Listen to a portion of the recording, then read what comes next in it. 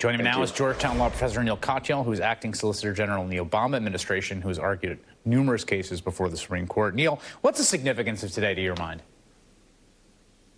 I mean, I think it's huge. So I think, the facts aren't all in, but I think we very well could look back on this day, November 29th, 2018, as the beginning of the end of the Trump presidency.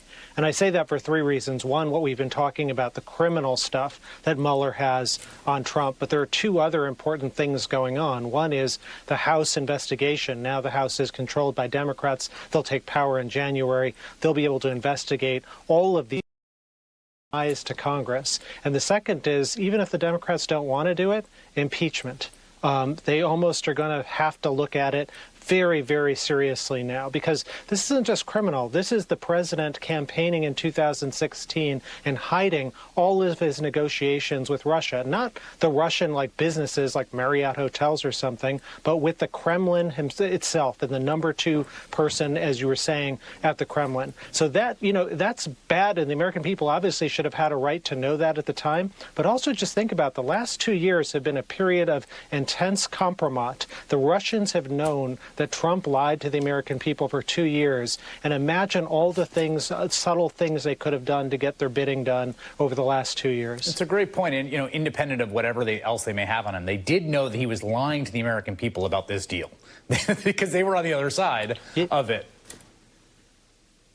Exactly, and we're very much at the pants on fire stage. We as Americans are only learning about it today, but the Russians have known about it for 2 years because obviously they were party to all of those transactions. So this is now not just a criminal matter, but this is not just a political matter. This is a matter about the national security of the United States. There's 2 points I want to follow up on that. One is about the Constitution and the founders, and obviously you're someone who studies the Constitution and has argued a variety of cases before the Supreme Court. The founders really were obsessed with foreign independence, of American officials not being dependent on foreigners, not being dependent on foreign interests.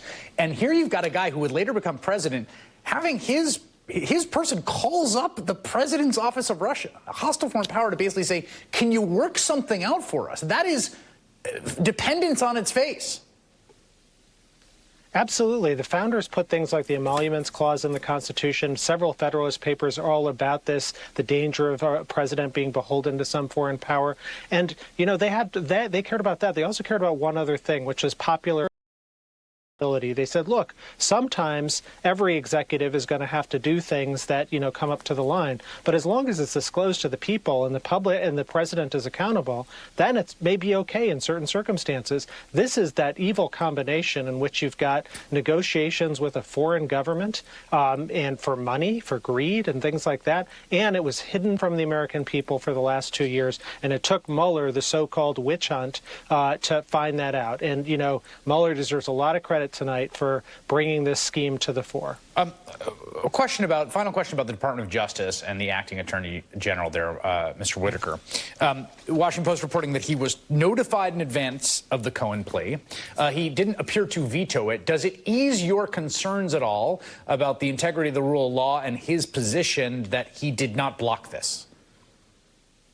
No, it doesn't. In fact, so first of all, I think Whitaker is Trump's lackey. He is the most unqualified person to serve as Attorney General in any lifetime, in any of our lifetimes, and the Constitution doesn't allow him to serve because the Senate requires it. But beyond all of that, that Post story causes, I think, grave concern to me, because the Ethics Office should have been examining whether or not Whitaker could actually serve as the acting Attorney General, given all of his statements about Mueller and the like. And so there's only 2 possibilities.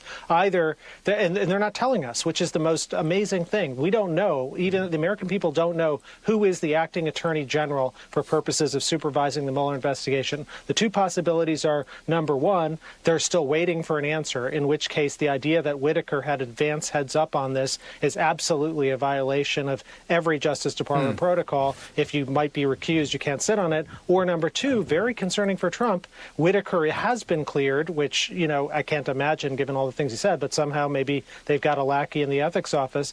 And if Whitaker is cleared and he still let the Mueller investigation do what it did today, boy, that's really bad news for Donald Trump. Yeah. And I suspect the next shoe to drop will be something about Mueller. All right, Neil Katyal, thank you for your time tonight.